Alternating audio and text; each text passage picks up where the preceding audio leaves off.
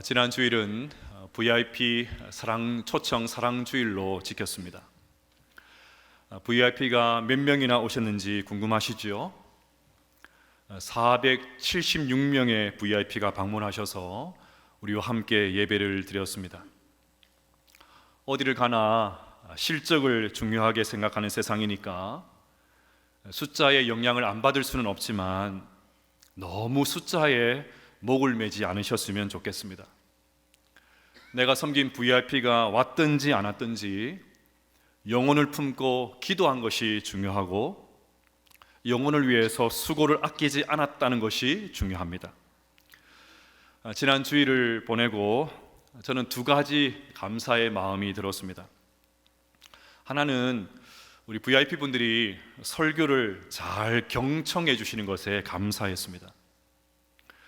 작년에도 비슷한 생각을 했었는데 교회에 처음 오신 분들이 설교를 정말 잘 들으십니다. 사실 전도 설교를 준비할 때는 염려가 많이 됩니다. 도대체 이분들이 알아들으실까?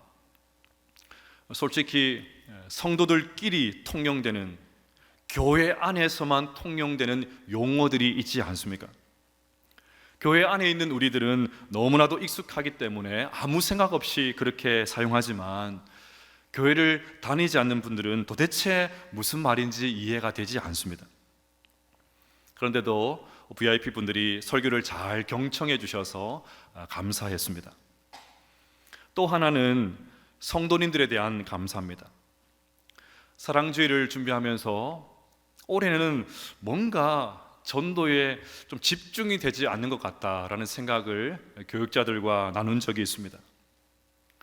중간에 추석 연휴가 길게 끼어 있는 것도 하나의 이유처럼 보였습니다. 그런데 막상 뚜껑을 열고 보니까 기우였습니다. 얼마나 즐거운 모습으로 VIP들을 모셔오는지요. 어떤 분은 VIP가 1부와 2부 각각 따라오는 바람에 2번 예배 드리는 분들도 제법 계셨습니다.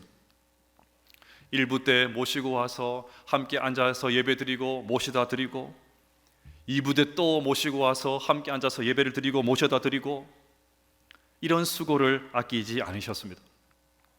이 자리를 빌어서 함께 마음을 모아주시고 또 당일에 여러 가지 모양으로 헌신해 주신 우리 모든 성도님들께 감사의 마음을 전합니다. 우리는 그저 말씀에 순종해서 씨를 뿌렸으니까 자라게 하시는 하나님께서 반드시 풍성한 열매를 맺게 해 주실 줄로 믿습니다. 자, 그러면 묻겠습니다. 우리는 왜 VIP 초청 사랑주의를 지킬까요? 우리는 왜 전도합니까? 이 질문에 대해서 정확하게 대답하지 못하면 전도도 짐이 됩니다. 전도하면서도 기쁨이 없습니다. 마지못해서 억지로 합니다. 그러니까 생명의 역사가 일어날 리가 없죠. 심지어 재정이 많이 들어간다는 이유로 전도를 축소하거나 심지어 중단하는 정말 어처구니 없는 그런 일들도 벌어집니다. 왜 VIP 초청 사랑주의를 지킵니까? 이유는 하나밖에 없습니다. 사람들을 구원시키기 위해서입니다. 물론 우리가 구원시키는 것은 아니지만 우리가 통로가 되어서 하나님의 구원 소식을 전해주기 위해서 전도하는 것입니다. 이런 측면에서 우리가 섬기는 하나님은 구원의 하나님이십니다. 하나님은 우리를 구원하셔서 우리로 하여금 구원의 은혜와 기쁨을 누리게 하십니다. 자, 그러면 어떻게 구원받을 수 있을까요? 여러분은 어떻게 구원받으셨습니까? 여러분들이 구원받았다는 것을 어떻게 알 수 있습니까? 이런 질문을 던지면 우리는 하나님의 사랑으로 구원받습니다. 우리는 하나님의 은혜로 구원받습니다. 우리는 예수 그리스도를 통해서 구원받습니다. 우리는 십자가를 통해서 구원받습니다. 우리는 믿음으로 구원받습니다. 이런 다양한 대답을 하기도 하고 듣기도 합니다. 여러분, 여기에 정답이 있을까요? 네, 있습니다. 모든 대답이 다 정답입니다. 하나님의 구원을 어떤 한 측면을 부각해서 대답했을 뿐이지 다 맞는 말입니다. 그래서 대답은 여러 가지로 할 수 있겠지만 하나로 묶을 수가 있을 것 같습니다. 하나님의 구원 이야기의 출발점은 언제나 사랑입니다. 만약에 하나님께서 우리를 사랑하시지 않는다면 구원은 시작될 수가 없습니다. 십자가와 예수님은 있을 수가 없지요. 그러니 하나님의 사랑으로 구원받습니다, 맞는 말이지 않습니까? 그런데 하나님은 이 사랑을 마음에만 간직하고 계신 것이 아니라 구체적인 행동으로 옮길 계획을 세우셨습니다. 이것은 하나님의 의무가 아닙니다. 굳이하여 하나님께서 그렇게 하실 필요가 없습니다. 그런데도 하나님께서 일방적으로 계획하셔서 실행하셨습니다. 그래서 구원을 거저 받은 선물이라고 해서 은혜라고 하는 것이죠. 선물을 돈으로 주고 사는 사람이 없지 않습니까? 그래서 우리는 하나님의 은혜로 구원받습니다, 그렇게 말하는 것도 맞는 말입니다. 그러면 하나님의 사랑으로 촉발된 이 은혜의 선물은 어떻게 우리에게 전달이 되었습니까? 그 선물을 가지고 오신 분이 바로 우리 구주 예수 그리스도이십니다. 하나님은 당신을 향한, 우리를 향한 그 사랑을, 당신의 사랑을 예수님에게 꽉 채워서 우리에게 보내주셨습니다. 예수님 말고는 어떤 것으로도 구원을 받을 수가 없습니다. 따라서 우리는 예수 그리스도를 통해서 구원받습니다, 그렇게 말하는 것도 맞는 말이죠. 여기서 한 걸음 더 나가면 예수님께서 가지고 오신 이 선물을 예수님은 어떻게 전달해 주셨습니까? 그 선물 보따리를 풀어놓은 것이 십자가입니다. 예수님은 저와 여러분의 죄를 대신해서 짊어지시고 십자가를 지셨습니다. 우리가 달려야 될 그 십자가의 형벌을 대신 받아 죽어주신 것이 십자가입니다. 그러니 우리는 십자가를 통해서 구원받습니다, 그렇게 말해도 되는 것이죠. 이제 마지막 남은 단계가 있습니다.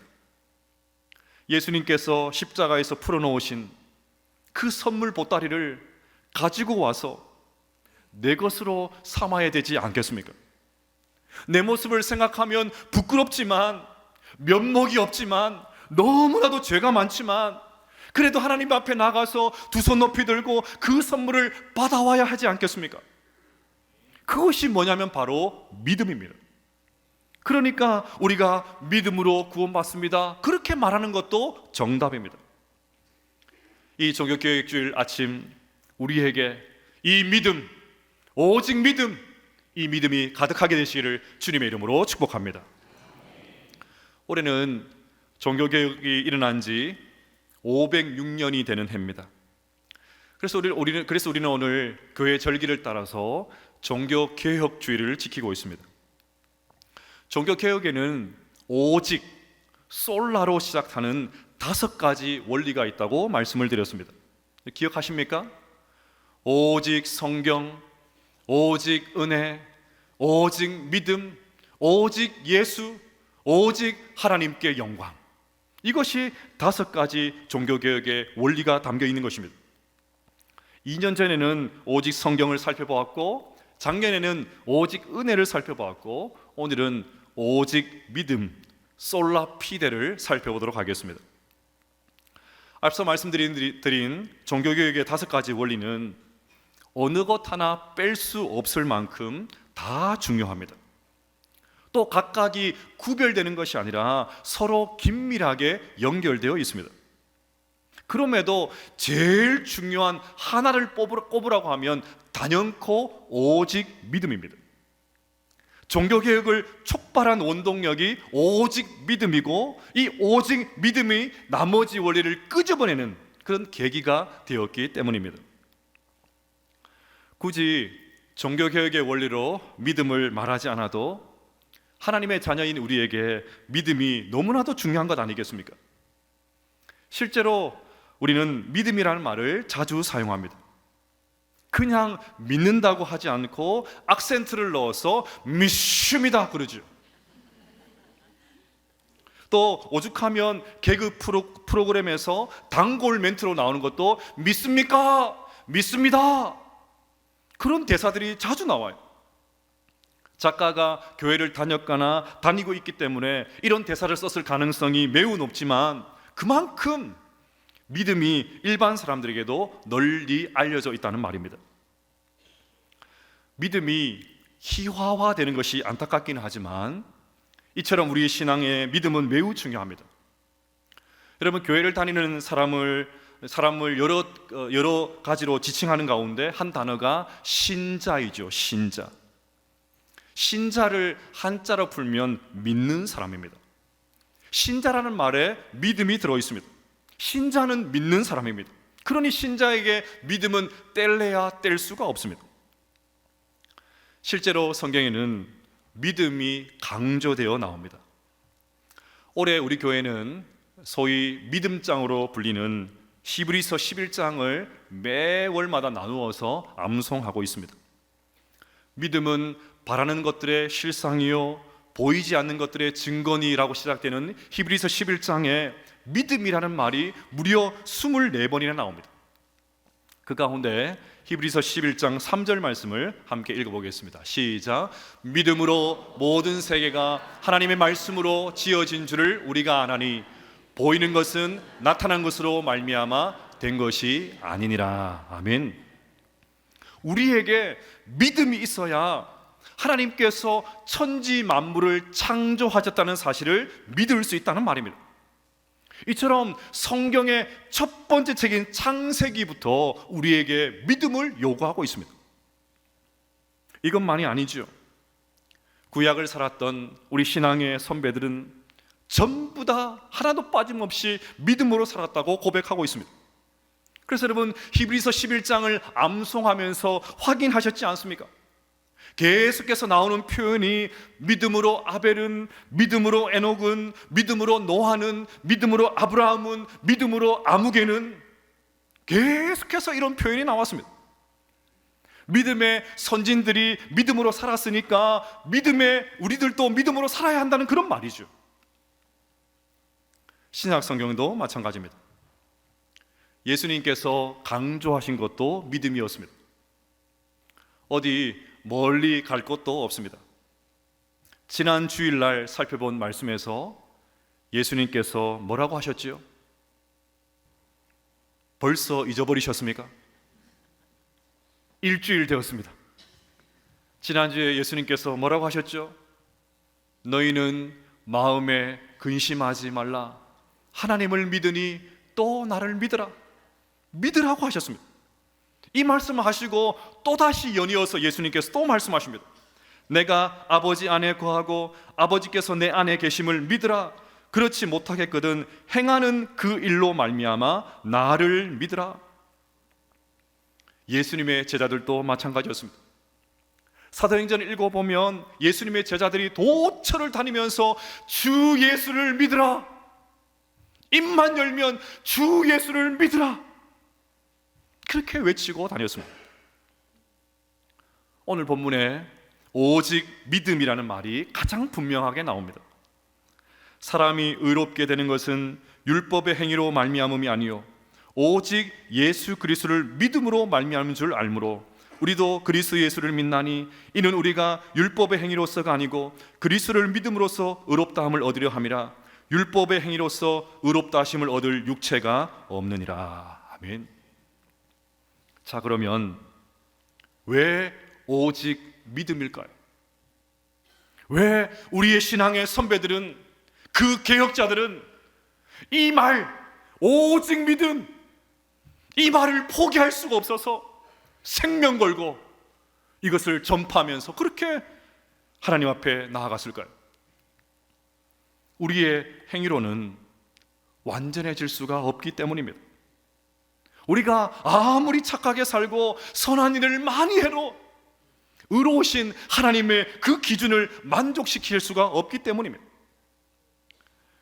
종교개혁의 신호탄을 날리는 사람은 마틴 루터이죠. 루터는 인간이 어떻게 하나님 앞에서 의로운 존재가 될 수 있을까? 죄인을 심판하시는 하나님 앞에서 어떻게 의롭다고 인정받을 수 있을까? 이 문제로 고민을 했습니다. 가톨릭 사제였던 루터는 당시 가톨릭 교회의 가르침을 따라서 뭔가 행함을 통해서 의로워지기 위해서 분투했습니다.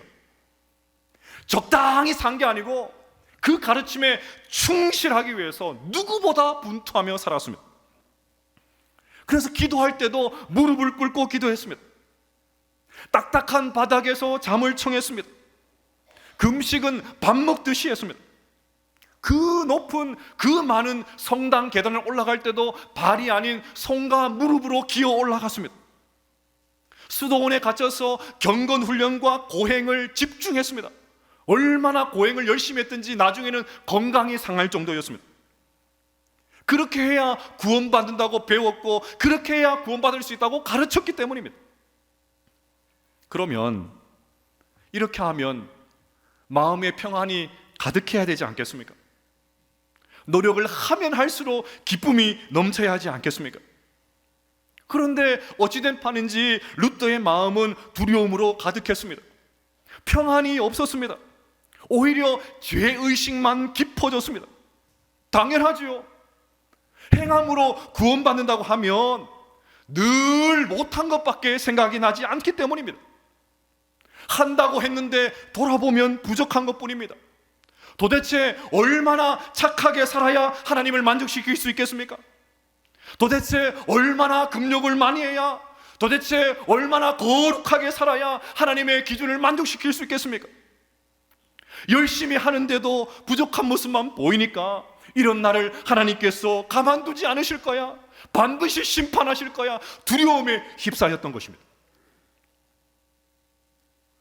그런 루터를 하나님께서 로마서 1장 17절 말씀을 통해서 만나주셨습니다. 복음에는 하나님의 의가 나타나서 믿음으로 믿음에 이르게 하나니 기록된 바 오직 의인은 믿음으로 말미암아 살리라 함과 같으니라. 루터는 이 말씀 한 구절, 이 한 구절을 보면서 평생을 씨름했던 그 질문에 대한 답을 찾았습니다. 우리 인간이 하나님 앞에 의로워지기 위해서는 내가 노력하고 선행을 베풀고 어떤 행동으로 되는 것이 아니라 오직 믿음으로 된다는 것을 깨달았던 것입니다. 오늘 본문에도 이것이 분명하게 기록되어 있죠. 사람이 의롭게 되는 것은 율법의 행위로 말미암음이 아니요 오직 예수 그리스도를 믿음으로 말미암은 줄 알므로. 여러분 보십시오. 오늘 본문은 사람이 의롭게 되는 것은 이라는 말로 시작을 합니다. 이 구절에 중요한 전제가 있습니다. 우리 인간은 의롭지 않다는 말입니다. 우리가 의롭다면 굳이 의롭게 되는 것이 필요가 없지 않습니까? 우리는 의롭지가 않아요. 복잡한 교리를 생각할 필요도 없습니다. 실제 우리의 삶을 생각해 보면 금방 알 수가 있습니다. 여러분, 지난 한 주간 하나님의 말씀을 완벽하게 다 지키셨습니까? 하나님께서 하라고 하신 명령 다 순종하셨습니까? 하나님께서 하지 말라고 한 명령 전부 다 지키셨습니까? 어찌하여 대답이 없으십니까? 큰일 났네요. 한 번도 지킨 분이 없어요. 그러면 구원 못 받는 거 아닙니까? 어찌합니까? 오늘도 우리는 예배 시간에 십계명을 교독하면서 제일 먼저 너는 나 외에는 다른 신들을 내게 두지 말라 그렇게 했고, 마지막에는 내 마음을 다하고 목숨을 다하고 뜻을 다하여 주 너의 하나님을 사랑하라고 고백을 했습니다. 그러면 지난 한 주 마음과 목숨과 뜻을 다하여 하나님을 사랑하셨습니까? 하나님 외에 다른 것에는 눈길도 주지 않으셨습니까? 어찌하여 대답이 없으십니까? 큰일 났네요. 여러분, 우리가 솔직히 지난 한 주간 무엇을 보고 사셨습니까?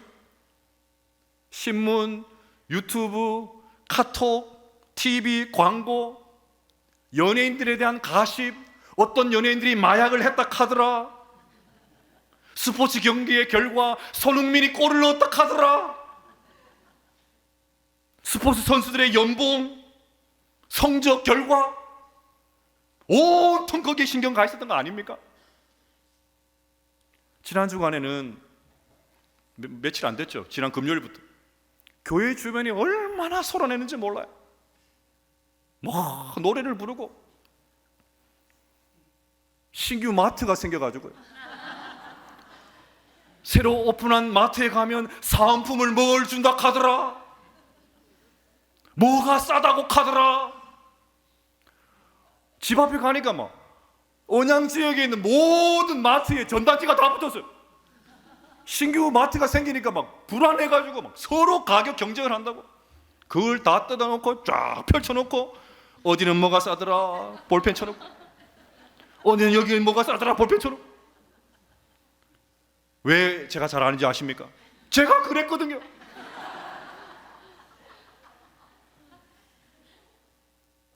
막 이런데 정신 팔린 거예요.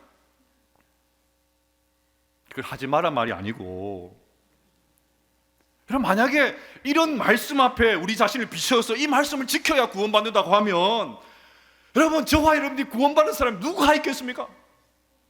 이 자리에 앉아있을 사람이 누가 있겠냐고요. 저는 이 자리를 빌어서 고백할 게 있습니다. 저는 지난주에 10계명 가운데 6계명을 범하고 말았습니다. 6계명이 뭐죠? 6계명이 뭐죠? 살인하지 말라. 제가 살인범이었습니다. 아무도 안 놀라시네. 좀 놀라는 척 하셔야 이게 뭐가 좀 6계명을 범했어요. 지난 월요일과 화요일 날 정말 오랜만에 신학대학원 동기들을 만났습니다. 동기회가 열렸어요. 어떤 분은 선교를 나가는 바람에 거의 20년 만에 졸업 이후에 처음 만난 동기도 있었습니다. 얼마나 반갑고 즐거운지요. 시간 가는 줄 모르고 지난 이야기를 한다고 그렇게 시간을 보냈습니다. 그런데 학교 다닐 때도 꼴통이더니 여전히 꼴통짓을 하는 동기가 있었습니다. 숙소 예약을 미리 해야 되니까 막 이렇게 사람들이 많으니까 그 카톡방에 막 빨리 또 신청하라고 막 수도 없이 공지를 했어요. 그런데도 그날 당일날 오후에 떡 신청하는, 또 나타나가지고 방 내놓으라고. 제 친한 동기가 임원이었기 때문에 막 불편한 거예요. 막 조율을 해야 되고 막 너무너무 불편한 거예요. 그래서 제가 말을 못했습니다. 학교 다닐 때도 꼴통이더니 지금도 꼴통이네. 역시 사람 잘 안 바뀌네. 그랬어요. 여러분, 예수님이 직접적인 살인만이 아니라 사람들의 화를 내고 욕하고 하는 것 전부 다 살인이라고 하셨죠. 또 요한일서 3장 15절에 이런 말씀이 있습니다. 그 형제를 미워하는 자마다 살인하는 자니 살인하는 자마다 영생이 그 속에 거하지 아니하는 것을 너희가 아는 바라. 이 말씀에 비추어서 저는 살인을 저지른 것입니다. 저만 그렇습니까? 안 그런 척 하지 마십시오. 저만 나쁜 사람 만들지 마십시오. 여러분, 우리 이 말씀에 근거하면, 하나님의 절대 기준 앞에 근거하면 지난 한 주간 우리 모든 킬러였습니다. 해석 안 해도 되죠? 배우자들에게, 자녀들에게, 심지어 성도들에게 우리 모두는 킬러였어요. 만약에 이런 말씀을 지켜야 구원받을 수 있다, 하나님 앞에 의로운 존재로 설 수 있다 하면 누가 설 수가 있겠습니까? 아무도 설 수가 없는 거죠. 그렇다면 어떻게 해야 될까요? 도무지 우리는 구제불능이니까 그냥 받아들이고 체념하고 그냥 지옥에 떨어져야 될까요? 감사하게도 우리의 부족함을 너무나도 잘 알고 계시는 하나님께서, 우리의 타락한 본성을 너무나도 잘 알고 계신 하나님께서 우리를 의롭게 만드실 방법을 마련해 주셨습니다. 그것이 바로 예수 그리스도의 십자가죠. 베드로전서 3장 18절 말씀 읽어보겠습니다. 시작. 그리스도께서 단번에 죄를 위하여 죽으사 의인으로서 불의한 자를 대신하셨으니 이는 우리를 하나님 앞으로 인도하려 하심이라. 육체로는 죽임을 당하시고 영으로는 살리심을 받으셨으니. 아멘. 부족한 우리는, 죄가 많은 우리는, 허물투성인 우리는 하나님 말씀대로 살 수 없지만 예수님은 하실 수 있는 줄로 믿습니다. 아니, 예수님은 하나님 말씀대로 완벽하게 사셨습니다. 더 나아가서 나를 대신해서 고난당하셨고, 나를 대신해서 십자가에 못 박히셨고, 나를 대신하여 죽어주셨습니다. 완전한 순종, 완벽한 속죄를 이루어 주셨습니다. 우리는 만족시킬 수 없지만 예수님께서는 하나님의 그 높은 공의의 기준을 다 만족시켜 주셨습니다. 그래서 우리가 하나님 앞에 의롭다고 인정받는 것은 우리의 행함이 아니라, 우리의 어떠함이 아니라 예수 그리스도를 믿음으로 된다고 말씀하시는 것입니다. 하이델베르그 요리문답 61문이 이것을 잘 정리해 놓았습니다. 당신은 왜 오직 믿음으로만 의롭게 된다고 말합니까?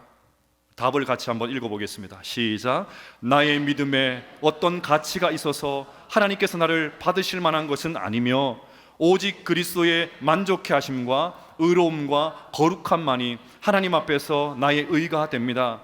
오직 믿음으로만 이 의를 받아들여 나의 것으로 삼을 수 있습니다. 아멘.